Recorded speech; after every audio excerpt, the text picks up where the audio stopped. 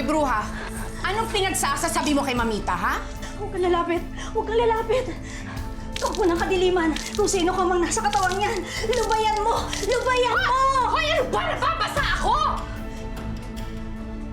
Matakot ka sa Diyos!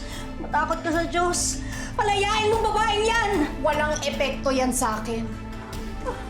Ano ba? Hindi! Huwag kang lalapit! Huwag! Huwag! Huwag! Huwag mo ko sasaktan! Huwag! Huwag! Maawa ka! Maawa ka sa akin! Maawa ka sa akin! Huwag mo ko igaya dun sa katawan niya na sinaniban mo! Sandali. Nakikita mong may ibang tao sa loob ng katawang to? Tao?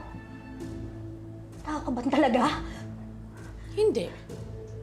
Demonyo ako. Hindi. Tao ka. Tao ka nga. Sino ka? At bakit mo sinapian ang katawang yan? Huwag mo akong sasaktan. Kung ayaw mong masaktan, huwag ka nang babalik sa bahay namin. Nagkakaintindihan ba tayo?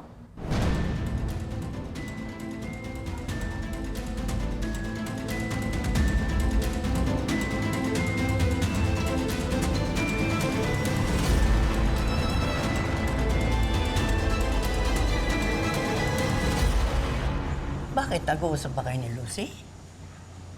Hindi. Wala naman po. Naalala ko lang po yung nabanggit nyo sa akin noon. Wala yun. Nagkaroon lang kami ng kaunting alitan, pero kalimutan mo na yun, forget about it. As far as I'm concerned, Lucy is a very good person. Okay? Okay po.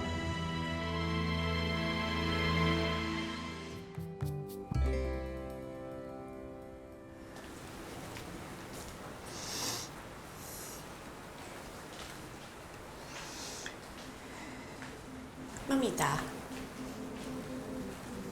nami-miss niyo na po ba siya? Every day. Every second of the day.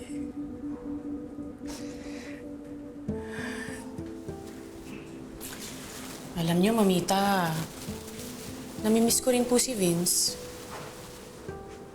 Pero Mamita,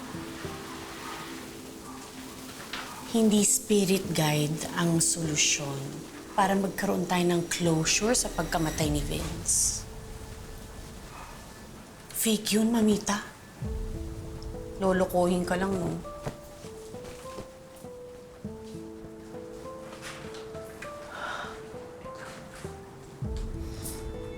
Lucy, hindi ko na kailangan ng services niya. Ipapanalangin ko na lang na magkaroon ng katahimikan ang kaluluwa ni Vince. Okay? Mabuti pa nga po, Mamita. Yun lang naman po. I just wanted to check on you.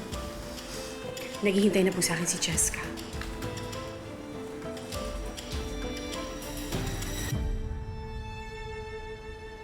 Ano ka mo? Pinuntahan ka ni Lucy dyan? Opo, Ma'am Ason. Tinakot niya po ako. Pinagbantaan niya po ako na huwag na pong babalik dyan sa bahay niyo. She doesn't have to do that. Kaya nga po eh. Wala naman na po ako talagang balak na bumalik po dyan sa inyo. Pero nagbago lang po yung isip ko nung pinuntahan po ako ng manugang niyo dito sa bahay ko. Delikado po ang taong yon. Tao? But you told me naman nakasanib sa kanya na masamang espiritu. Opo, meron nga po. Pero hindi po engkanto or kung ano man pong nilalang ang nasa loob po ng katawan ni Lucy. So anong klaseng espiritu na sa katawan niya? Tao po. Espiritu ng ibang tao ang nasa katawan ni Lucy.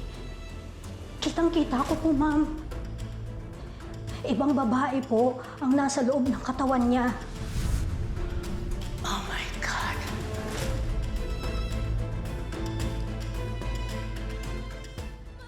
Oh, kaalis lang daw ni Lucy. So do what you have to do right away. Baka bumalik ka agad, ha? Opo, ma'am. Kahit po, dyan lang po tayo sa sala. Basta magawa ko lang po yung orasyon. Hi, baby! bakit po siya nandito sa atin? Ikaw po sabi ni Daddy na bawal nga po siya dito. Aalis na siya, baby. Kami. Huwag mong sasabihin kay daddy mo na nagpunta siya rito, ha? You're a good girl, no? You follow mamita, ha? Okay. Oh, you play na, ha?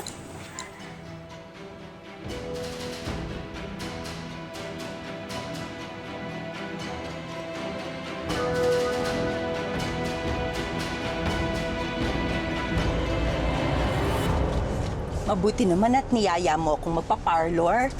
Ang tagal ko naman gustong magpakulay ng tumbok ko. Tingnan mo, lumalabas na lahat ng uban ko. Hindi ko naman kayo niyayaya, Nay. Sinabi ko lang naman sa inyo na pupunta ako ng parlor. Kayo lang naman tong nag-self-invite. Ay, antipati ka siya. Hayaan mo na, nak. Pareho rin yun.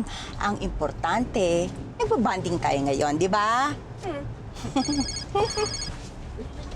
Oh, i-zipper niyo muna yung bibig niyo, Nay. Tumatawag si Cheska. Uy, may cellphone. Naku, bata-bata. Aba, syempre, no? Sabi ni Lucy, emergency purposes daw. Aba, binilhan ko na ng latest na version, no? Para naman meron akong taga-chuchu sa mga nangyayari sa bahay kapag wala ako. Hello, Cheska? Di ba sabi ni Mami, tatawag ka lang kapag important? It is important. Ano ba yon? Sabi niyo po kasi na tawagan ko po kayo if bumalik yung spirit guide ni Mamita. Kasama niya po ulit yung spirit guide niya. Tingnan na Mamita yan. Sabi niya, hindi na siya makikipag-usap doon sa Apong Berta na yun.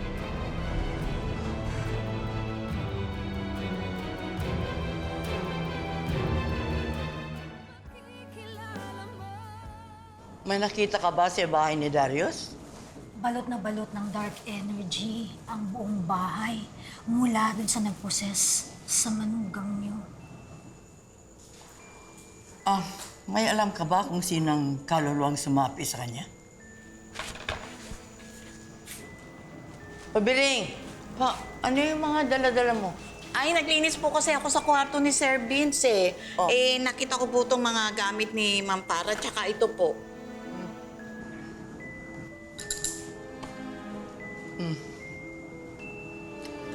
Ito ang aking manugang.